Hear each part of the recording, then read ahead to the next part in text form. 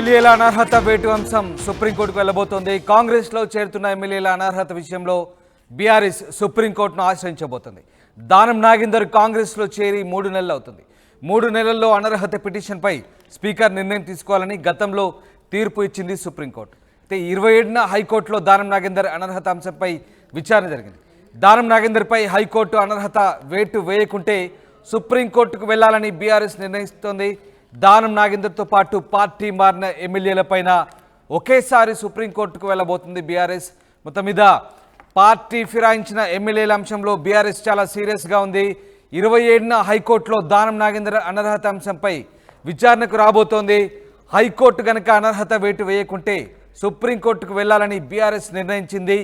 దానంతో పాటు పార్టీ మారిన ఎమ్మెల్యేలపై కూడా ఒకేసారి సుప్రీంకోర్టుకు వెళ్లబోతుంది బీఆర్ఎస్. పార్టీ ఫిరాయించిన ఎమ్మెల్యేల అంశానికి సంబంధించి ఇక బీఆర్ఎస్ సుప్రీంకోర్టును ఆశ్రయించబోతుంది. సుప్రీంకోర్టు గడప తొక్కబోతుంది. ఎస్, మధు జైన్ అవుతున్నారు. మధు, బీఆర్ఎస్ పార్టీ ఎమ్మెల్యేల అనర్హత విషయానికి సంబంధించి సుప్రీంను ఆశ్రయించబోతున్నట్టుగా తెలుస్తోంది. ఏం జరగబోతుంది? బీఆర్ఎస్ పార్టీ ఎమ్మెల్యేల అంటే పార్టీ మారిన ఎమ్మెల్యేల అంశానికి సంబంధించి ఎట్లాంటి స్ట్రాటజీ అవలంబించబోతుంది? ఎగ్జాక్ట్లీ, నిజంగా పార్టీ ఫిరాయింపులకు సంబంధించినటువంటి విషయంలో ముఖ్యంగా ఒక పార్టీ సింబల్ పైన ఒక పార్టీ బీఫామ్ తీసుకొని ఆ గుర్తు పైన గెలిచినటువంటి అభ్యర్థులు ఇతర పార్టీలోకి వెళితే వారిపైన స్పీకర్ అనర్హత వేటు వేయాల్సినటువంటి పరిస్థితులు ఉన్నాయి. కానీ వాటిని రాష్ట్ర ప్రభుత్వం స్పీకర్ ని అజమాయిషి చేసి స్పీకర్ ని కదుపులో ఉన్న అంశం ఉన్నప్పటికీ కూడా నిర్ణయం తీసుకోకుండా ఒత్తిడి ఉంది అనేటువంటిది ఇక్కడ బీఆర్ఎస్ పార్టీ భావిస్తా ఉంది. ఎందుకంటే దానం నాగేందర్ పార్టీ మారి 3 నెలలు దాటిపోయింది. గతంలో సుప్రీంకోర్టు ఇచ్చినటువంటి తీర్పును ఉటంకిస్తూ బీఆర్ఎస్ పార్టీ సుప్రీంకోర్టును ఆశ్రయించడానికి సిద్ధం అవుతా ఉంది. ఇప్పటికే దానం నాగేందర్ కి సంబంధించినటువంటి విషయంలో ఇప్పటికీ కోర్టును హైకోర్టును ఆశ్రయించారు. రాష్ట్ర హైకోర్టు చాలా స్పష్టంగా స్పీకర్ కు నోటీసు పంపింది. దానం నాగేందర్ కి సంబంధించినటువంటి విషయంలో అనర్హత విషయం పైన పార్టీ మార్పు పైన నిర్ణయం తీసుకోవాలి అంటూ స్పీకర్ కు నోటీసు పంపింది. అయినా కూడా ఇంతవరకు పెండింగ్ ఉండడం, ఈ అన్ని అంశాలను తదుపరి పరిగణలోకి తీసుకుంటూ గతంలో సుప్రీంకోర్టు ఇచ్చినటువంటి తీర్పుని వాళ్ళు ఉటంకిస్తూ, ఎందుకంటే 3 నెలలు కనుక 3 నెలల్లో ఒక పార్టీ నుంచి గెలిచి ఇంకో పార్టీకి వెళ్తే స్పీకర్ కనుక నిర్ణయం తీసుకోకపోతే దాన్ని సుప్రీంకోర్టుకు అప్లై చేస్తే సుప్రీంకోర్టు నిర్ణయాన్ని అమలు పరచాల్సినటువంటి అవసరం ఉంది. పారా నెంబర్ 30, 33 ప్రకారం మనం చూస్తా ఉన్నాం. దాని ప్రకారం సుప్రీంకోర్టు ఇచ్చిన తీర్పును అమలు చేయాల్సినటువంటి సిచ్యువేషన్ ఉంది. సో అది అమలు చేయమనేటువంటి సుప్రీంకోర్టు తలుపు తట్టనున్నారు. ఇప్పటికీ దానం నాగేందర్ తో పాటు మొత్తం తెల్లం వెంకట్రావు, తర్వాత కడియం శ్రీహరి, రీసెంట్ గా పోచారం శ్రీనివాస్ రెడ్డి, మరొక ఎమ్మెల్యే జగిత్యాలకు సంబంధించి సంజయ్ కుమార్, వీళ్ళంతా పార్టీ వీడి కాంగ్రెస్ పార్టీ వెళ్తా ఉన్నారు. ఇక లేటు చేస్తే మరింత నష్టం జరుగుతుంది అనేటువంటిది BRS party legal team alert అయింది.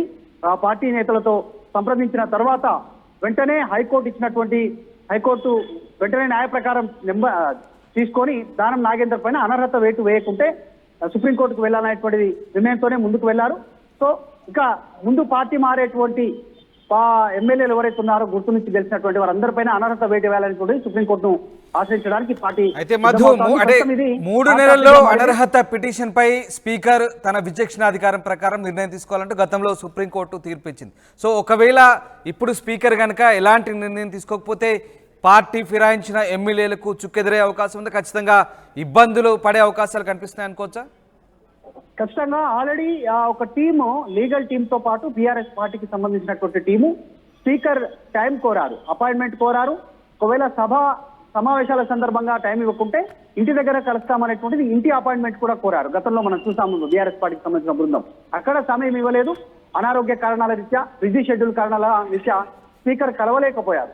సో వీటన్నిటినీ పరిగణలోకి తీసుకున్న తర్వాత వీరిక ఎక్కువ టైం వేస్ట్ చేస్తే లాభం లేదు, పార్టీ నష్టపోయే పరిస్థితి ఉంది, డిమోరలైజ్ అవుతున్నారు క్యాడర్ కానీ, సెకండ్ క్యాడర్ లీడర్ కానీ, క్షేత్రస్థాయిలో క్యాడర్ కానీ అనేటువంటిది భావించి లీగల్ టీం సూచన మేరకు సుప్రీంకోర్టును తలుపుతున్నాం. 3 నెలల లోపల సుప్రీంకోర్టు ఇచ్చిన తీర్పు ప్రకారం అనర్హత వేటు వేయాలి హైకోర్టు సూచించిన మేరకు.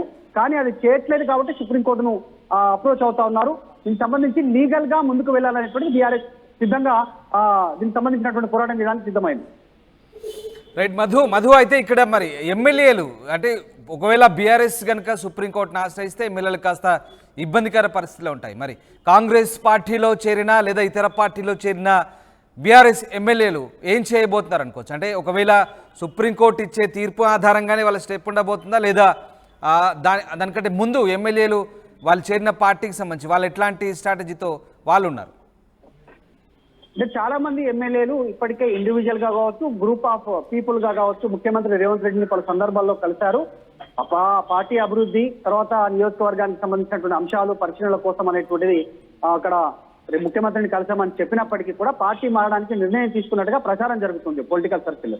ఒక ఇండివిజువల్ గా జాయిన్ అయితే అనర్హత వేటు పడే అవకాశం ఉంటుంది. బై ఎలక్షన్ వస్తుంది. బై ఎలక్షన్ లో మళ్ళీ నిలబడి కాంగ్రెస్ టికెట్ పైన కానీ లేకపోతే ఇంకా వేరే గెలవాలన్నా కూడా చాలా ఇబ్బందికర పరిస్థితులు ఉంటాయి. ప్రజలు ఎలాంటి తీర్పిస్తారో తెలియదు. సో అట్లాంటి పరిస్థితి కాకుండా మూకుమ్మడిగా కాంగ్రెస్ పార్టీలో జాయిన్ అవ్వాలనేటువంటిది ఒక సూత్రప్రాయ నిర్ణయం తీసుకున్నట్టుగా తెలుస్తా ఉంది. అందుకే ఇప్పటికే చాలా మంది సంప్రదింపులు చేశారు. పార్టీలో ఇప్పటికీ పార్టీ కండువా కప్పుకున్నప్పటికీ బీఆర్ఎస్ ఎల్పీని మొత్తం సిఎల్పీలో విలీనం చేస్తే కనుక ఈ ఉప ఎన్నిక వచ్చేలా కావచ్చు, అనర్హత విషయానికి సంబంధించిన అంశాలను తప్పించుకోవచ్చు అనేటువంటిది మెజారిటీ బీఆర్ఎస్ పార్టీకి సంబంధించి పార్టీ మారాలనుకునేటువంటి మెజారిటీ బీఆర్ఎస్ పార్టీ ఎమ్మెల్యేల నిర్ణయంగా కనిపిస్తా ఉంది. అందులో భాగంగానే కొద్దిమంది డిలే చేస్తా ఉన్నారు. ఎగ్జాంపుల్, రాజేంద్ర నగర్ కి సంబంధించినటువంటి బీఆర్ఎస్ ఎమ్మెల్యే పార్టీ మారాలనే ఆలోచన చేసినప్పటికీ ఇప్పటికిప్పుడు పార్టీ మారితే లీగల్ గా నేను ఫైట్ చేసే సిచ్యువేషన్ లో లేను, అనర్హత పిటిషన్ ను నేను సవాలు చేయలేనటువంటి సిచ్యువేషన్ లో ఉంటాను. ఎందుకంటే ఆ పార్టీ సింబల్ పైన గెలిచారు. మళ్ళీ బై ఎలక్షన్ వస్తుంది.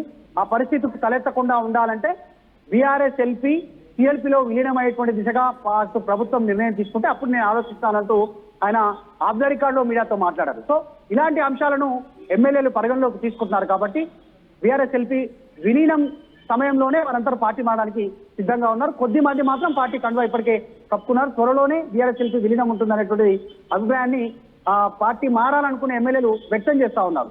సో కానీ బీఆర్ఎస్ మాత్రం లీగల్ ఫైట్ చేయాలి సుప్రీంకోర్టులో అనేటువంటి నిర్ణయం తీసుకుంది. Right, yes, thank you Madhu. ఇది సుప్రీంకోర్టుకు ఎమ్మెల్యేల అనర్హత వేటు అంశం వెళ్ళబోతుంది.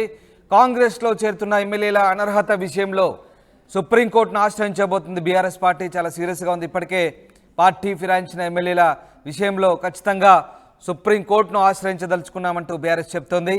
ముఖ్యంగా దానం నాగేందర్ కాంగ్రెస్లో చేరి 3 నెలలు అవుతుంది. 3 నెలల్లో అనర్హత పిటిషన్పై స్పీకర్ నిర్ణయం తీసుకోవాలని గతంలో సుప్రీంకోర్టు తీర్పిచ్చింది. అయితే ఇప్పటి వరకు ఇంకా స్పీకర్ ఎలాంటి నిర్ణయం తీసుకోలేదు.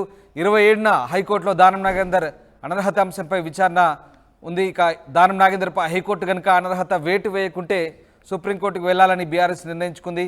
దానం నాగేందర్తో పాటు పార్టీ మారిన ఎమ్మెల్యేలపైన ఒకేసారి సుప్రీంకోర్టుకు వెళ్ళబోతుంది బీఆర్ఎస్.